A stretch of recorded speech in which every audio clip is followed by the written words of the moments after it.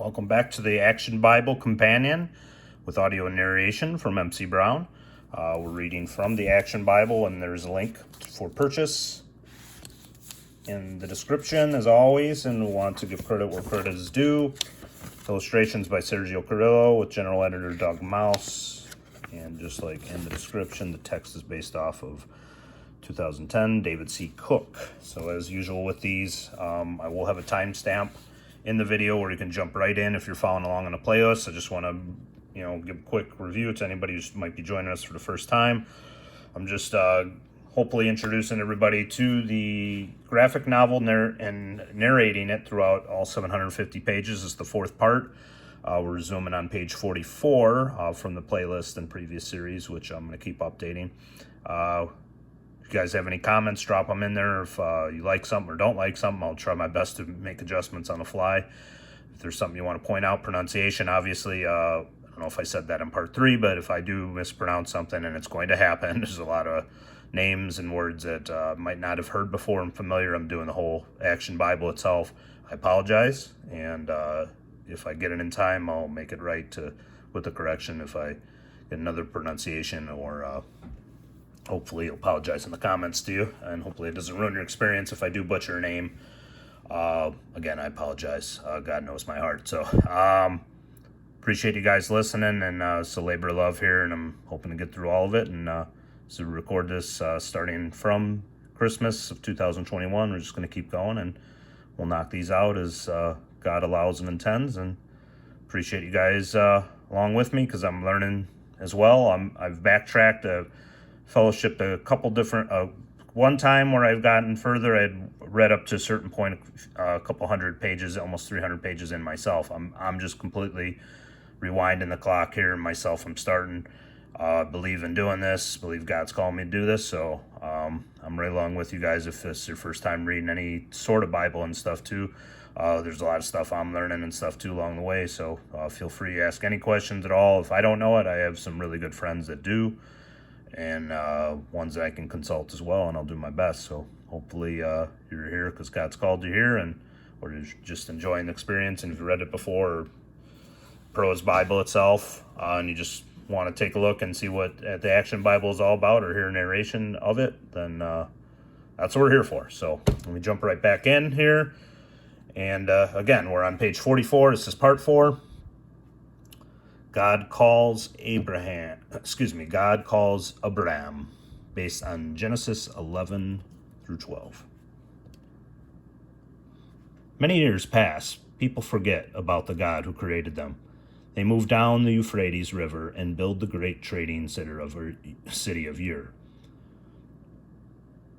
Ur is a land of plenty, with plenty of different gods, but the one true God speaks to a young man called Abram. Abram, why are you out here in the middle of the night? Sarai, God has spoken to me. He said to leave my father's family, my country, and the false gods of Ur behind me. He said to travel to a land that he will show me. There he will make our family a great nation, and all the people on the earth will be blessed through me. It will be scary to leave everything we know and our family, but we will trust the Lord to keep his promises. How do you think your father will take the news? Not well. Abram can't leave me behind in my old age. And Lot, you're his nephew. Since your father is dead, it's Abram's responsibility to take care of you too. We're going with him. Abram obeys God by leaving Ur, but he disobeys by not leaving his old life behind. His father, Terah, comes along, bringing his many idols with him. Seriously, Abram, it's better to worship all the gods. That way you don't offend one by leaving him out. Worshipping other gods offends the one true God. So you're saying he's selfish? God leads Terah, Abram, and the rest of their families to the rich land of Haran. Even though the land is beautiful and fertile, God does not want them to settle there. But Terah loves the new land and wants to retire there. Out of respect for his father, Abram stays in Haran, putting off his pursuit of God's promises. One day Terah dies. Abram is now the head of the tribe. He immediately takes charge. Load up the animals. What are your plans for the tribe, master? God has called me to take my family and leave Haran, and I will continue to seek his promised land. I'm with you, Uncle Abram. Abram leads his tribe through the surrounding lands. For several years, he and his extended family live the life of wandering nomads. But then a famine sweeps through the land. Abram doesn't have enough food to support his tribe. He decides his only choice is to lead his people to Egypt, a powerful nation with plenty of food.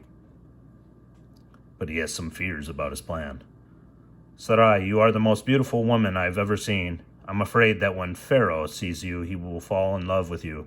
Since I'm your husband, he'll kill me so that he can marry you. We must pretend to be brother and sister. That sounds very unlikely, but I'll do what you ask. But Abram's prediction comes true. Pharaoh falls for Sarai's loveliness.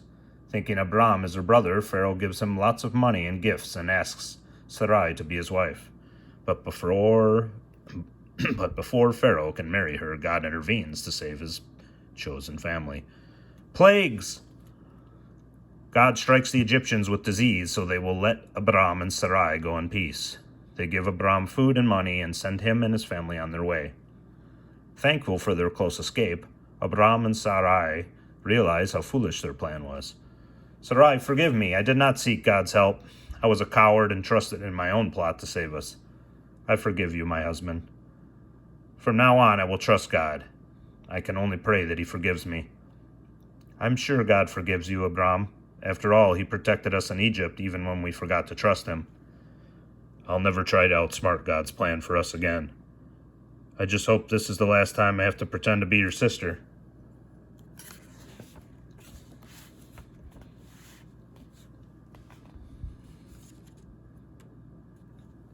A lot is too much, based on Genesis 13.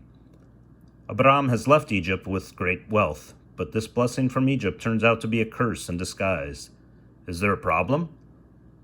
Your nephew Lot is claiming that his family should get first choice of the riches from Egypt. In spite of this, Abram and Lot, in spite of this, Abram and Lot both prosper and their flocks increase, but soon the quarreling spreads to their workers. Make room for Lot's sheep. No, Abram is the chief. His flocks come first. When Abram hears of the quarrels, he knows he must do something. This time, Sarai, I'll handle this the way I think God would want me to. I'm afraid that we must let Lot go his own way. If you are trusting the Lord, then your plan cannot fail. The next day, Abram seeks out his nephew. Come with me, Lot. I have a solution to our sheep problem. Families should never quarrel over possessions. Look, God's promised land is huge. Choose which part of it you would like to live in, and I will take what is left.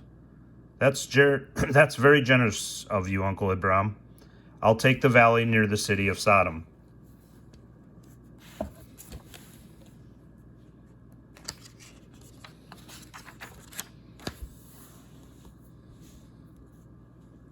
Insufficient sons, based on Genesis 15 through 18.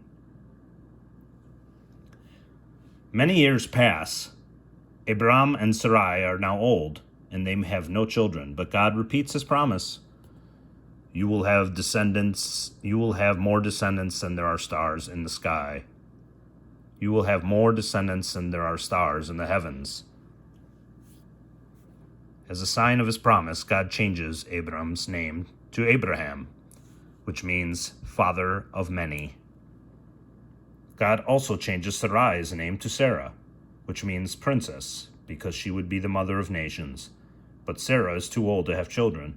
Without any sons, how could Abraham's descendants be as numberless as the stars? Maybe God just means you will have children, and not me. You should take my servant Hagar as a wife. She might have a son for me.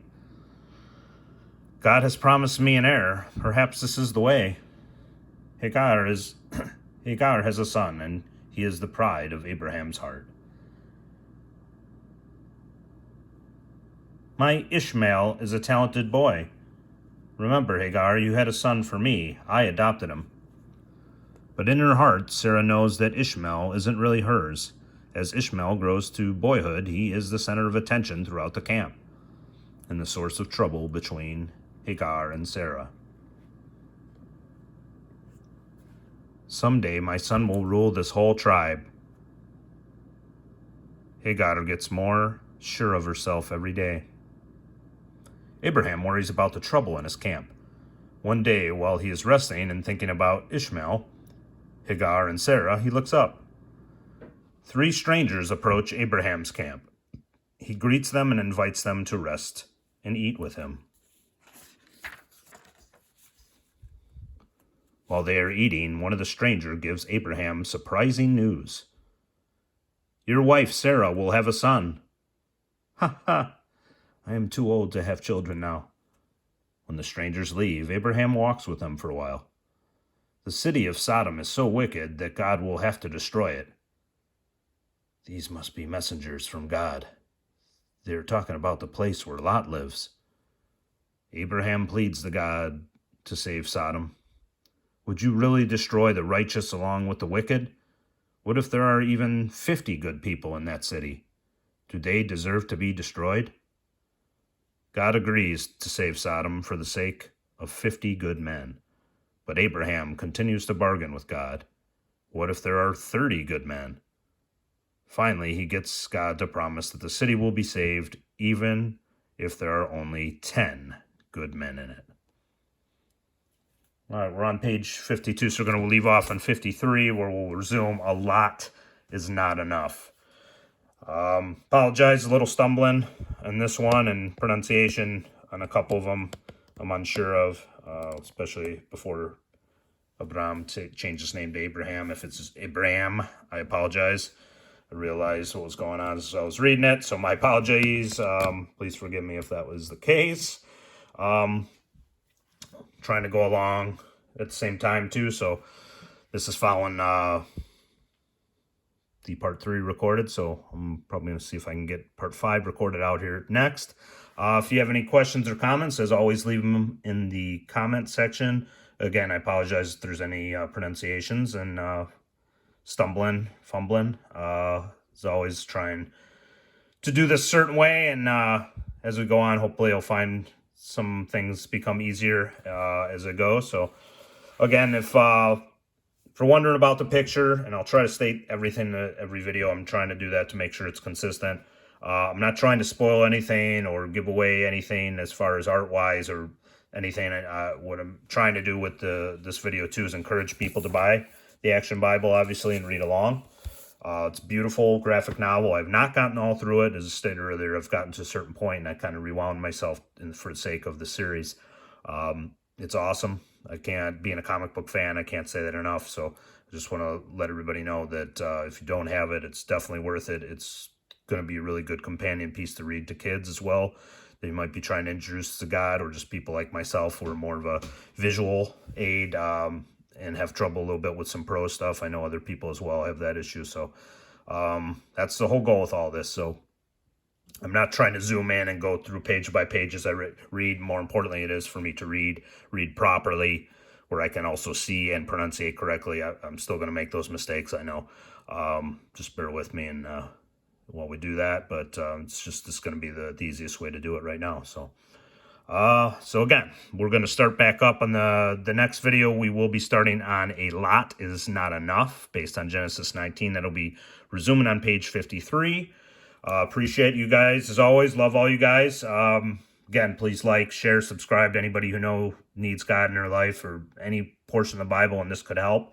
If you think so, then please steer them my way. And if I have any questions, like I said, that I can't answer, I'll go to ones that I trust, that the Lord trusts me to help. So we're going to wrap this one up. We'll resume in the next part 5. And God bless you all, and we'll see you in the next one.